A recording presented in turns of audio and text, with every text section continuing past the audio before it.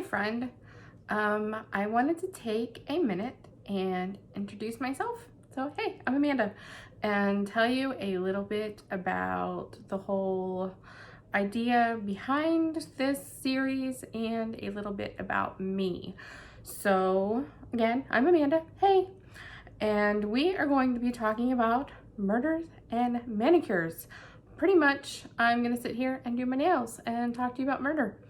So today my nails are done. So I'm gonna use my favorite nail polish remover and I'm gonna take off my polish while I tell you a little bit about me and how this whole thing got started. So I'm just using a little cotton ball with the pump bottle. But anyway, so maybe like a month or two ago, late October, early November, somewhere in there, I was in a group chat with some friends and I was like, you guys, when I snap, I'm gonna need you to donate to my legal fund.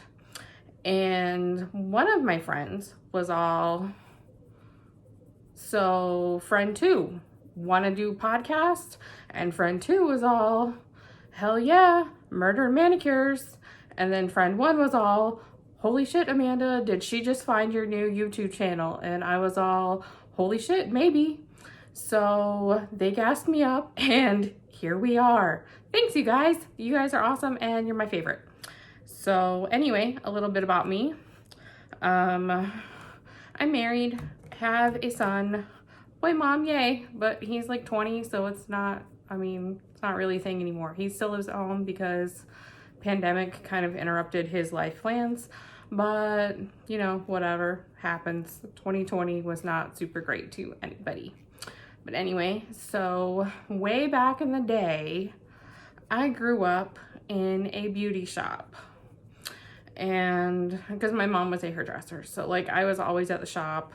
And I remember when Dahmer was caught, reading that stuff in the Star and National Enquirer, and I was disgusted, yet I was fascinated. And when he was caught, I was like, I don't remember what year that was off the top of my head, but I was like 9 or 10, so probably not appropriate reading material, but I'd also been reading like murder books for kids. That's what I call them. It was like R.L. Stine and Christopher Pike and that kind of stuff like interested me. And then it was kind of more like the horror side, but it was for kids, so it wasn't like super scary. But then by the time I was in middle school, I had graduated to Stephen King because my reading comprehension was like super high. So I was like reading Stephen King, and then when I was like, I don't know, 14 or 15, I saw Silence of the Lambs. And I was like, that is super cool. I want to catch serial killers. So I thought that I might want to major in psychology, and I knew that I didn't want to be like a psychiatrist. I didn't want to have like patients. I didn't want to prescribe medicine. I didn't want to do like all of those kinds of things. So I thought maybe I could do like more on the research kind of side. I thought the FBI would be like a cool thing to be in. So I decided that I would major in psychology. And I went, after I graduated from high school, I went to Florida State. Yay, go Noles. But I went to Florida State, and then life happened. I don't know. I was young and dumb and probably made some bad choices.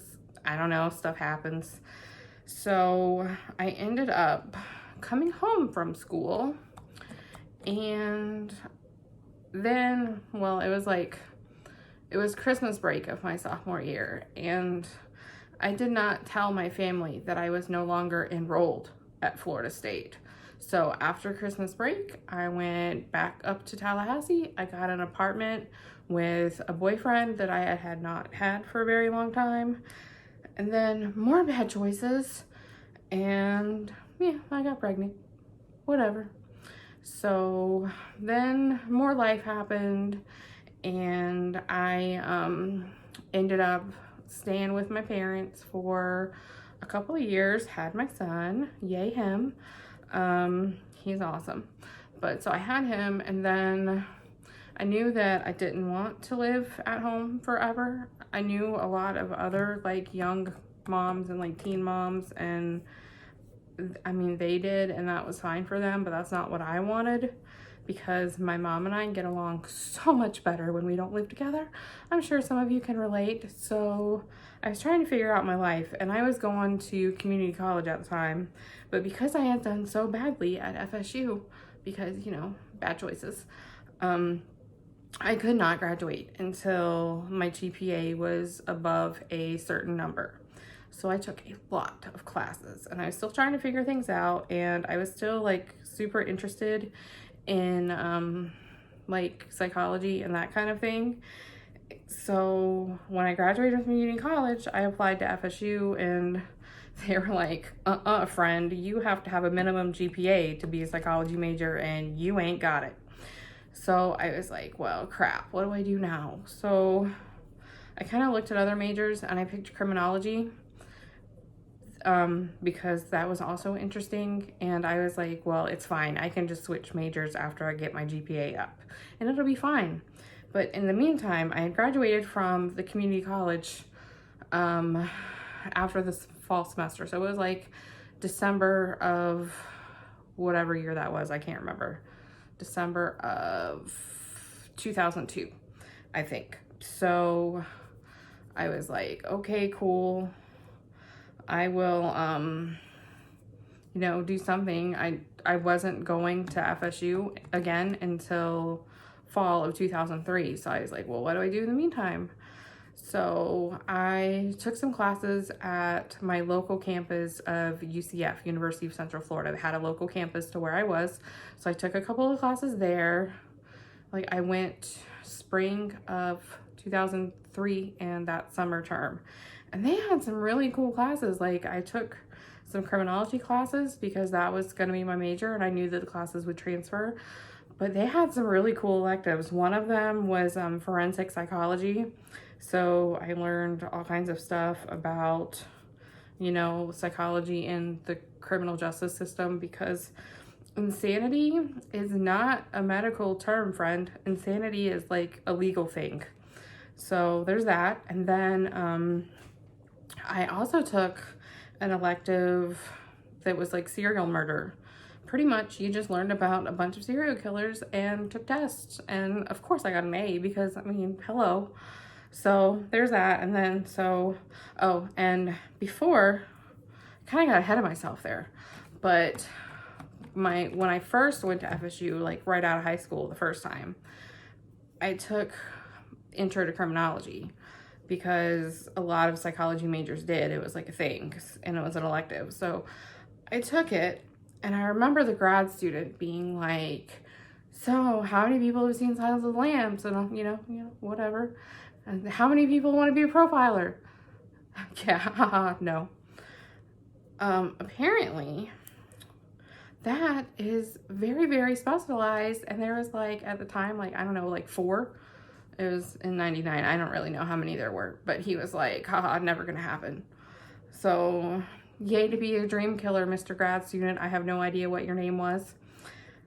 So there was that, and I was like, whatever, because I am the kind of person that if you tell me that I can't do something, I'm probably gonna find a way to do it. But anyway, so that was like my first criminology class way back in the day when I was like 18 or 19, I don't know.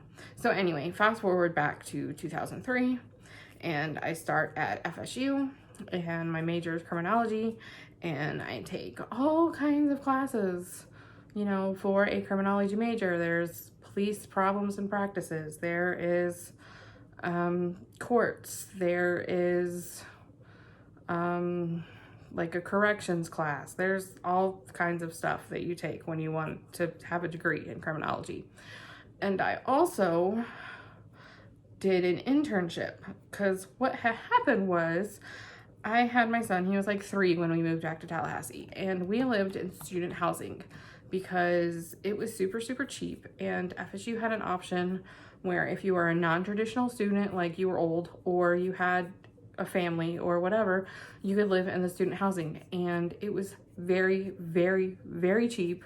So I did that, and I took maybe a couple of extra credits because I didn't really want to move out. So I did an internship with probation and parole with the Florida Department of Corrections. That was a fun time. I learned a lot during that couple of months that I did that. I also learned that I definitely did not want to be a probation officer. I mean, I was a single mom, and my son, by the time I graduated from Florida State, he was like 4.5. So as a single mom with like a little kid, probation wasn't really going to work out for me anyway, because probation is not like an 8-to-5 job. So I ended up getting a job with the Department of Corrections, but my job was in accounting. So thanks, Corrections. Thanks for giving me a chance, because I am still an accountant and I have a degree in criminology. So yay, thanks. But I also have worked with the Florida Abuse Hotline, learned a whole lot of terrible things about people there. 0 out of 5 stars, do not recommend. I mean, you hear about terrible things all the time. And I mean, I worked with really great people, and my supervisors were all really great. I got lucky, but that was not the job for me.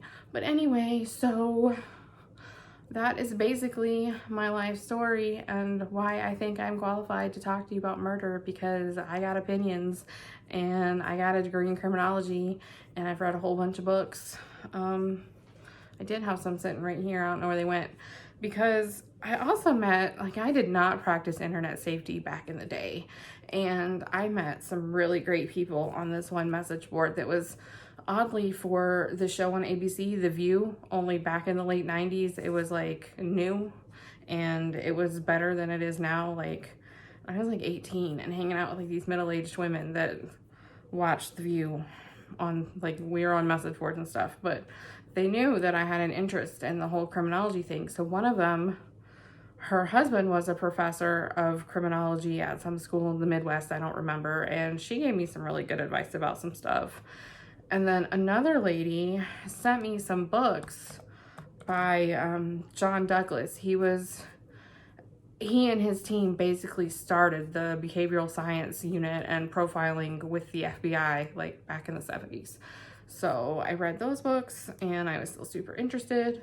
I'm still super interested. One of the books was Mindhunter. If you've seen the show on Netflix, it was based on the book. So read the book, because it's better than the show, because, I mean, real. So yeah, I kind of sat here and talked longer than I meant to. All my nail polish is definitely gone. So that's pretty much it, friends. Sorry, I'm kind of a little all over the place, because that's what happens when I turn on a video. I just start talking, I forget what I'm gonna say, and then I ramble, and it is super fun times. So yay. All right, thanks for watching. I hope you like my new series, and I'll see you later. Bye.